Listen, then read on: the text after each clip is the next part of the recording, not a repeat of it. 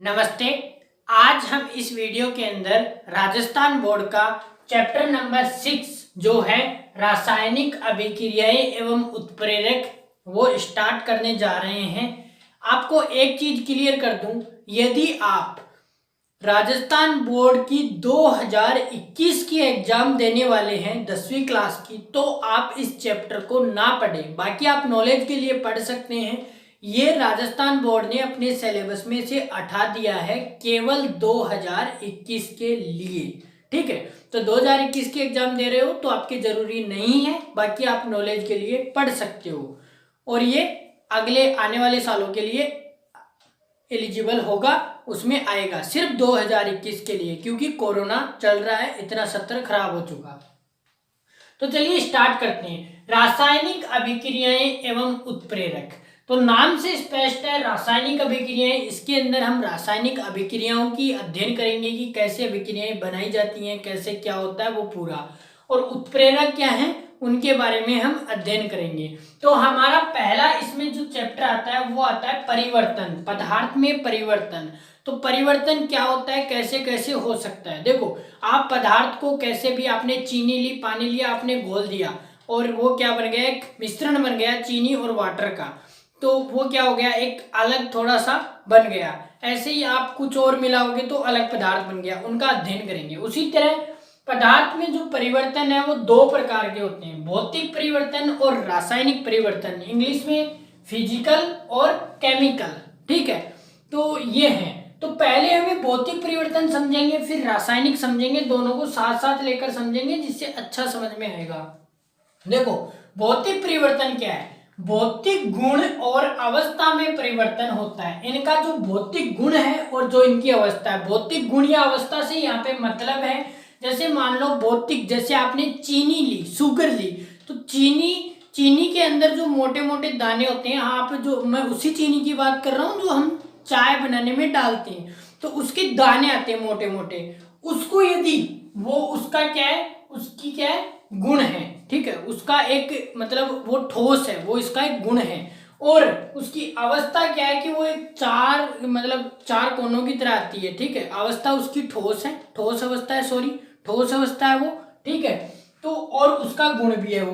तो इसी तरह, और यदि हम उसको पानी में मिला देंगे तो उसकी गुण और अवस्था में परिवर्तन हो जाएगा। यही क्या है, भौतिक परिवर्तन। अब चलते हैं हम रासायनिक, देखो साथ साथ समझेंगे, अच्छा समझ में आएगा। रासायनिक परिवर्तन क्या है, रासायनिक परिवर्तन है कि रासायनिक गुण और संगठन में परिवर्तन होता है। अब ये संगठन क्या हो गया, गुण हमने देख लिया। ठीक है, अब संगठन क्या हो गया, संगठन जैसे लिक्विड हो गया, कुछ भी हो गया। ठीक है, संगठन कि कैसा वो है, फिर उसमें हम किसी को मिलाएंगे, दूसरे का मिश्रण बनाएंगे, तो वो क्या होता है, संगठन होता है और वो चेंज हो जाता है।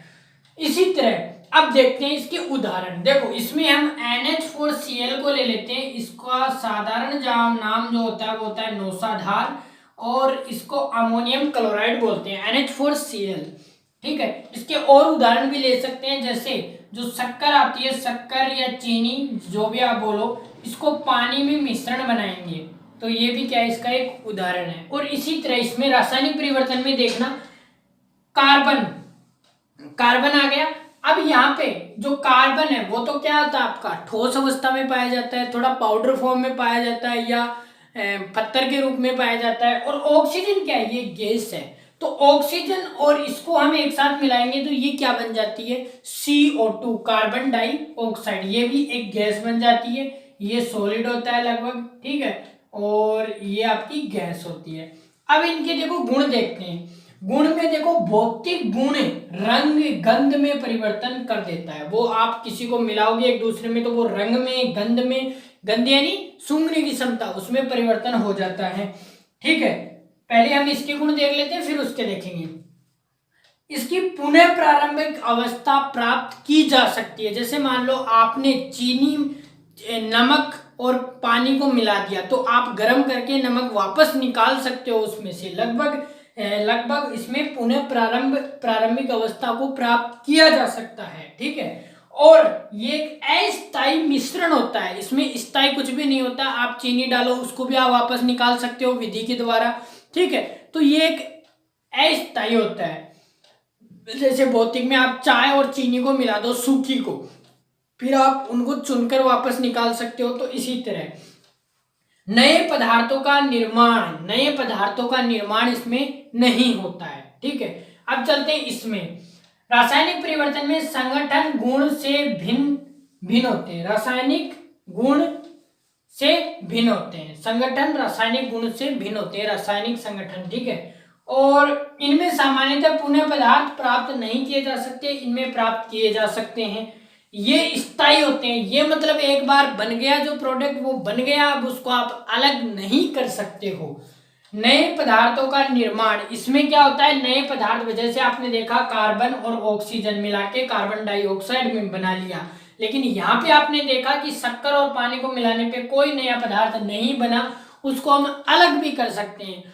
तो यही फर्क होता है भौतिक और रासायनिक में। मतलब एक हम लोकल लैंग्वेज में यदि इसको समझे एक शब्द के अंदर, तो भौतिक परिवर्तन लगभग वे होते हैं जो हम जिनको आसानी से फर्तक कर सकते हैं, मिला के वापस फर्तक कर सकते हैं आसानी से, लगभग वही भौतिक परिवर्तन होते हैं। रासायनिक परिवर्तन यदि हम एक लाइन में समझे तो वे परिवर्तन जिनको हम आसानी से, मिश्रण जो भी बन गया उसको आसानी से अलग नहीं कर सकते, मतलब उसको अलग नहीं किया जा सकता, आसानी से नहीं, सॉरी, उसे अलग नहीं किया जा सकता। वे मिश्रण जिन्हें अलग नहीं किया जा सकता वो रासायनिक हो गए, और जिनको अलग किया जा सकता वे भौतिक हो गए, यदि एक लाइन में हम इनको समझना चाहें तो। ठीक है, अब हम समझेंगे रासायनिक समीकरण क्या होता है, केमिकल रिएक्शन क्या होती है। ठीक है, तो इसमें हमें पहले इस अभिक्रिया को भूल जाओ, पहले हमें बेसिक से समझना है कि हमने कुछ नहीं आता कैसे समझे। तो देखो यहाँ पे मैं मान लेता हूं, यहाँ पे ए है, ABCD वाला ए, ठीक है, और यहाँ पे मैं मान लेता हूं एक तीर है और ये है बी। तो इधर जो होते हैं, इस तीर के इधर जो होते हैं इसे कहते हैं अभिकारक। ठीक, इसे कहते हैं अभिकारक, और जो इस तीर के इधर होता है उसे कहते हैं उत्पाद। ठीक है, ये उत्पाद होता है, और ये तीर का चिन्ह होता है जो अभिक्रिया को इस दिशा में अग्रसर होने के लिए दर्शाता है। ठीक है, ए एक प्रोडक्ट है, बी भी एक प्रोडक्ट है। अब मान लो कि ए जो अभिकारक है, अभिकारक क्या है, अभिकारक जो वे पदार्थ जो मिलकर उत्पाद बनाते हैं, जैसे मान लो हमने चीनी, इधर मान लो हमने बेसिक माने तो हम चीनी प्लस पानी, चीनी प्लस पानी को यहाँ पे मिला दिया तो हमें क्या मिला, इधर चीनी का घोल मान लेते हैं, चीनी का घोल हमें मिल गया, चीनी और पानी का घोल। तो ये हमारा क्या हो गया, उत्पाद, और ये क्या हो गया हमारा अभिकारक। मतलब वे पदार्थ जिन्हें हम मिलाकर उत्पाद प्राप्त करते हैं वही क्या है, उत्पाद है। ठीक है, जो प्रोडक्ट हमें मिलता है वो उत्पाद है, इसको इंग्लिश में प्रोडक्ट कहते हैं। तो यहाँ पे मान लो एक ही है, अब मान लो यहाँ पे दो आ जाए तो यहाँ पे मान लो एक सी और आ जाता है। ठीक है, ये सी आ गया तो ए और सी मिलकर क्या बनाते हैं, बी बनाते हैं मान लो। तो ऐसी होती है रासायनिक अभिक्रिया, मतलब तीर से पहले अभिकारक और इससे बाद उत्पाद बनते हैं, और इसे एक तीर के द्वारा, ये तीर मानता है कि आगे की अग्रसर है। अब इस तीर के इधर द्रव्यमान संख्या और इधर द्रव्यमान संख्या बराबर होती है। ये एक नियम भी है, द्रव्यमान संरक्षण का नियम। इसके अनुसार न तो द्रव्यमान को बनाया जा सकता और न ही द्रव्यमान को नष्ट किया जा सकता। ठीक है, ये है द्रव्यमान संरक्षण का नियम, दोनों तरफ द्रव्यमान बराबर होते हैं। ठीक है, अब हम बात करते हैं, ये तो हो गई हमारी अभिक्रिया। अब हम देखते हैं कि अब बात आती है कि हम अभिक्रिया को संतुलित कैसे करते हैं। जैसे मान लो ये तो हो गया आपका उत्पाद, सॉरी ये आपका हो गया अभिकारक, और ये हो गया आपका उत्पाद। ठीक है, उत्पाद भी दो या दो से अधिक बन सकते हैं, अभिकारक भी दो या तीन चार पांच जितने भी हो सकते हैं। अभी हमें सीखना है, हमने सीखा कि अभिक्रिया क्या होती है, कहाँ कहाँ क्या क्या होता है। तो अभी हमें सीखना है कि अभिक्रिया को संतुलित कैसे करते हैं, ठीक है। तो अभिक्रिया को संतुलित करने के लिए हमें सबसे पहले याद करना होगा इनके सिंबल्स को।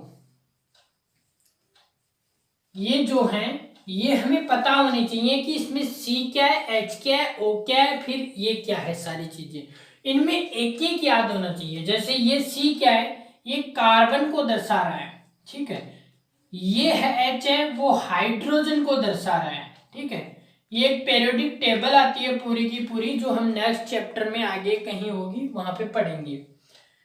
ये हो गया। ये O क्या है, ये ऑक्सीजन का आता है। मैं इसकी जो अलग से वीडियो बनाएंगे उसमें बताएंगे ऑक्सीजन इनके कौन कौन से क्या क्या सिंबल होते हैं। तो इधर भी यही है। तो अभी हमें वो ज्ञात करने के लिए इसको संतुलित करना सीखना है कि अभिक्रिया को संतुलित कैसे करते हैं। तो ये संतुलित करने के लिए हमें सबसे पहले इसमें एक तत्व को पकड़ लेना है। जैसे मान लो मैंने पकड़ लिया कार्बन को पकड़ लिया, तो यहाँ पे कार्बन ये आ रहा है C3, कितना है, 3 कार्बन है। अब ये यहाँ पे अभिकारक में देखना है कि क्या कोई और कार्बन है। तो यहाँ पे मैं देखता हूं ये हाइड्रोजन है, ये ऑक्सीजन है, मतलब यहाँ अभिकारक में कोई भी कार्बन नहीं है। अब हमें चले जाना है उत्पाद के अंदर और वहां पे देखना है कि हमारे पास कितने कार्बन हैं। यहाँ पे मैं देखता हूं शुरू से, तो एक कार्बन ये रहा, आगे कोई कार्बन नहीं है। अब यहाँ पे एक कार्बन है और यहाँ पे 3 कार्बन है, तो हमें इनको इक्वल करना है, मतलब ज्यादा कम किधर है, इधर।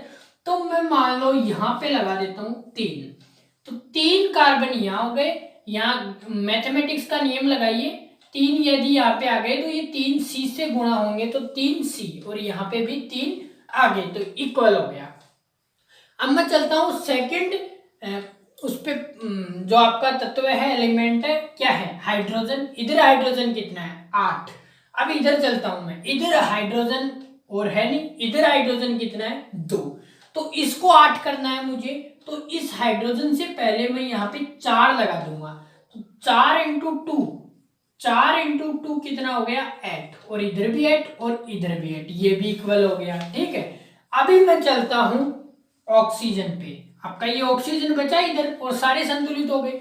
ये ऑक्सीजन यहाँ पे कितना है, 2, और यहाँ पे ऑक्सीजन कितना है, देखो एक ऑक्सीजन ये रहा आपका, और एक ऑक्सीजन ये रहा, और ये 3 इंटू 2 हो जाएगा, देखो मल्टीप्लाई हो जाता है इधर वाला, ये 3 इधर भी है, इधर 2 है, 3 इंटू 2 कितना हो गया, 6, और ये आपका इधर है, ये 4 इससे मल्टीप्लाई होगा तो 4 ऑक्सीजन यहाँ पे, तो टोटल मिला के 10 ऑक्सीजन यहाँ पे हो गया। अब इधर हमें 10 करना है, तो यहाँ पे आप 5 लगा दीजिए, 5 इंटू 2 कितना हो गया, 10, 5 2 10। तो इस तरह से ये पूरी की पूरी जो है वो अभिक्रिया आपकी संतुलित हो गई। यहाँ पे आपका C3H10 5O2 3CO2 plus 4H2O ये बन गया। तो इस तरह से आप किसी भी अभिक्रिया को संतुलित कर सकते हैं। तो यही था आपका रासायनिक समीकरण। आशा करता हूं कि आपको रासायनिक समीकरण अच्छे से समझ में आएगा और रासायनिक और भौतिक प्रक्रम भी आपको समझ में आया होगा। तो हम मिलते हैं नेक्स्ट वीडियो के अंदर। तब तक के लिए आप इस वीडियो को अपने दोस्तों के साथ शेयर कीजिए, और इस चैनल को अभी तक सब्सक्राइब नहीं किया तो सब्सक्राइब कर दीजिए, वीडियो को कर दीजिए लाइक। जय हिंद।